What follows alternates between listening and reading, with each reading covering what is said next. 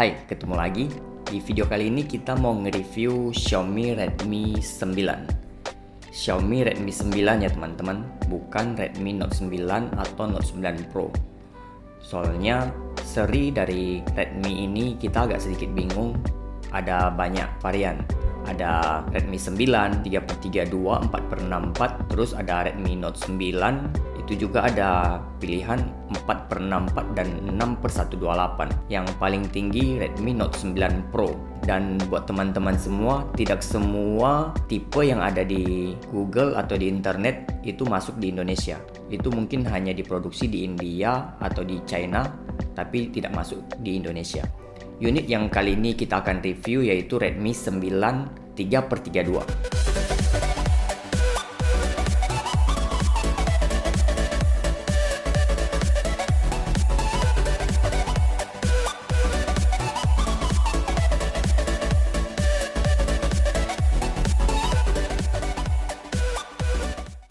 Redmi 9 ini baru saja launching sekitar 2 minggu yang lalu, tepatnya tanggal 14 Juli 2020. Dirilis dengan dua varian, yaitu RAM 3/32 dan 4/64. Kebetulan unit yang kita review ini varian 3/32. Hal menarik yang ada di Redmi 9 ini adalah di spesifikasinya yang ditawarkan dengan harga yang bukan main-main.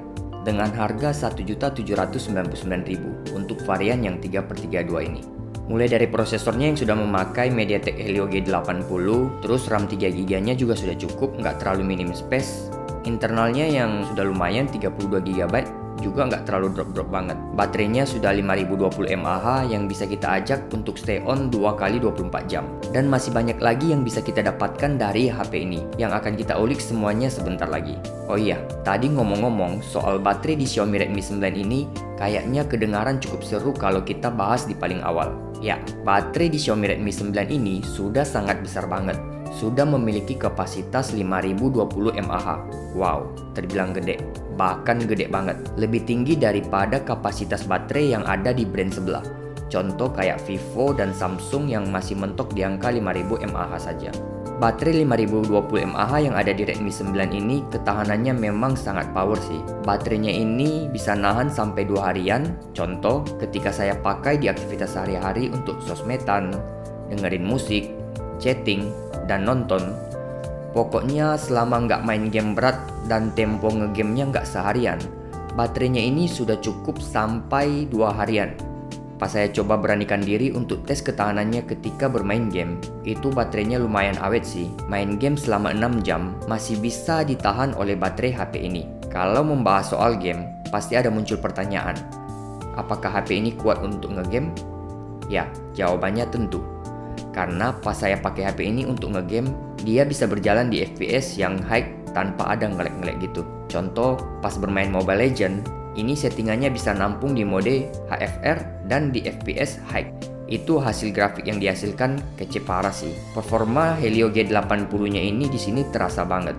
Feelingnya beda dengan prosesor Helio G yang sebelumnya. Gerakan-gerakan hero yang bergerak beneran smooth banget.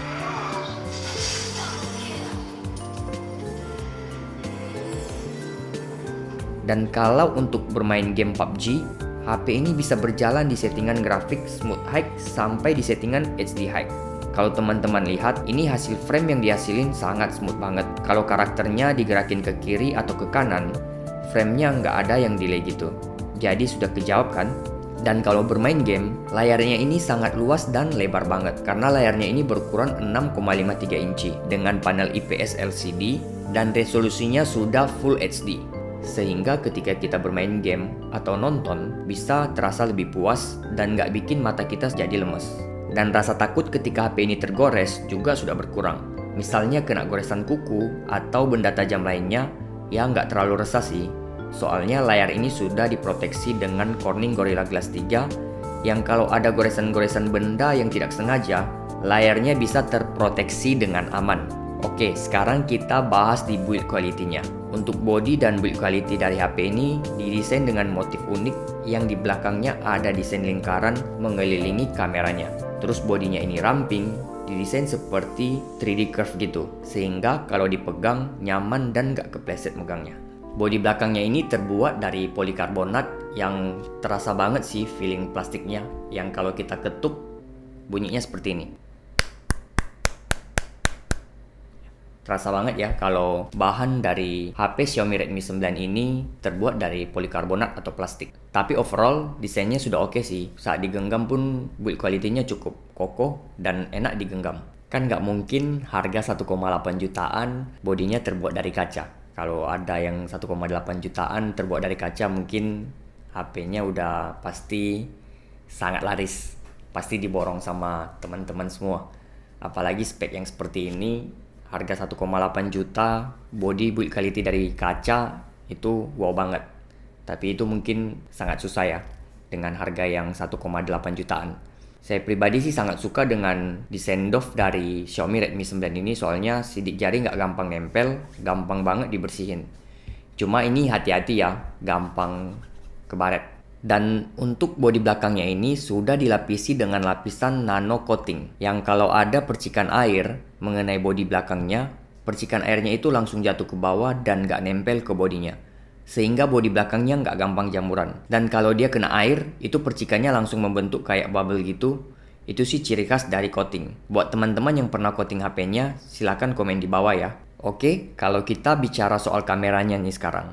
Xiaomi Redmi 9 ini salah satu HP entry level pertama di Indonesia dengan konfigurasi kameranya yang membawa setup AI quad kamera. Ya, membawa 4 kamera sekaligus di belakang HP-nya. Yang kamera utamanya 13 megapiksel, kamera ultrawide-nya 8 megapiksel, kamera makronya 5 megapiksel, dan juga memiliki depth sensor kamera yang berukuran 2 megapiksel. Dan untuk kamera depannya yang berada di dalam layar itu berukuran 8 megapiksel. Kalau untuk hasil foto dari kamera Redmi 9 ini, saya pribadi sih nggak ada ekspektasi tinggi-tinggi banget mengenai kamera di HP ini. Soalnya secara harga, ini HP dengan harga yang paling murah. Bagaimana hasil foto yang dihasilkan dari kamera belakang dan kamera depan HP ini, berikut hasil kamera dari Xiaomi Redmi 9. Untuk detail hasil fotonya lumayan bagus, walaupun detailnya nggak tajam banget seperti setajam silet. Dan untuk dynamic range yang dihasilkan lumayan dapat lah. Warna langit juga masih kelihatan biru. Terus warna daun yang dihasilkan warnanya cukup standar. Ya cukup lah buat foto-foto biasa.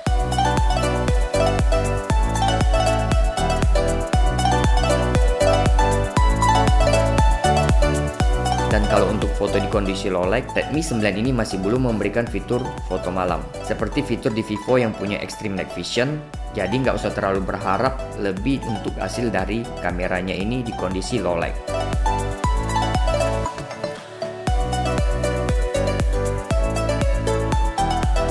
Untuk kecepatan pengecasan di Xiaomi Redmi 9 ini sudah support di angka 18 watt fast charging.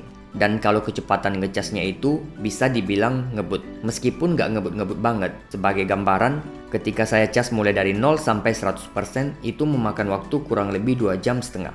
Dan port charger dari Xiaomi Redmi 9 ini sudah nggak micro lagi, melainkan di-upgrade jadi Type-C yang ada di bagian bawah, sejajar dengan lubang speaker mono dan lubang jack audio 3,5 mm. Oh iya, satu lagi hal yang menarik yang perlu kita bahas di Redmi 9 ini. Xiaomi kembali lagi memberikan fitur infrared booster di HP ini, yang posisinya ada di bagian paling atas. Fungsinya ya bisa jadi pengganti remote di rumah, contoh remote AC, remote TV, dan lain-lain. Yang penting sudah support sensor infrared. Ya cukup membantu mempermudah pergerakan kita ketika malas mencari remote TV atau AC yang ditaruh entah kemana. Jadi ya kalau sudah pakai Redmi 9 ini, kalian bisa mengontrolnya dari HP-nya langsung. Kalau bisa dipermudah, ngapain dipersulit. Untuk sistem security-nya, HP Redmi 9 ini memiliki security sensor fingerprint yang diposisikan pas banget di bagian bawah kameranya. Beda sama Xiaomi sebelumnya yang kecepatan fingerprint-nya sih cukup akurat. Dan ada juga security face unlock yang kecepatannya yang menurut saya nggak juga lambat, nggak juga terlalu cepat. Ya pokoknya bisa diandalkan lah. Oke, terakhir untuk sistem operasinya, ini HP merupakan HP entry level pertama di Xiaomi yang sudah menggunakan Android berbasis 10. Dan MIUI-nya sudah MIUI 11, nggak 10 lagi. Keren sih, kelihatannya Xiaomi nggak mau kalah juga sama kompetitor lain. Dan buat teman-teman semua, ketika membeli HP Xiaomi Redmi 9 ini sudah mendapatkan jelly case berwarna hitam, kartu garansi, SIM ejector, ucapan terima kasih ya dari Xiaomi. Terus sudah ada batok charger yang support 18 watt dan kabel Type-C. Dan di HP-nya sendiri sudah terpasang anti gores bawaan, ya lumayan lah, nggak perlu beli anti gores lagi. Kesimpulannya, apakah HP ini worth it untuk teman-teman beli? Menurut saya ini HP yang sangat worth it di harga 1,8 juta. Soalnya spesifikasi yang ditawarkan sudah cukup mumpuni dan kameranya juga sudah quad kamera, dan yang terakhir layarnya itu sudah 6,5 inci. Jadi untuk kebutuhan sekarang untuk bermain game, sosmed, dan daring belajar di rumah, ini HP sangat worth it banget. Untuk bermain game pun performa yang dihasilkan dari HP ini sudah sangat baik. Menurut saya ini HP entry level yang harga 1,8 juta yang cukup baik di kelasnya. Baik, sekian video review dari Xiaomi Redmi 9 ini. Like video ini jika kamu suka dan share video ini ke teman-teman semua, dan jangan lupa subscribe channel Nico Temperley. Sampai ketemu lagi di video berikutnya.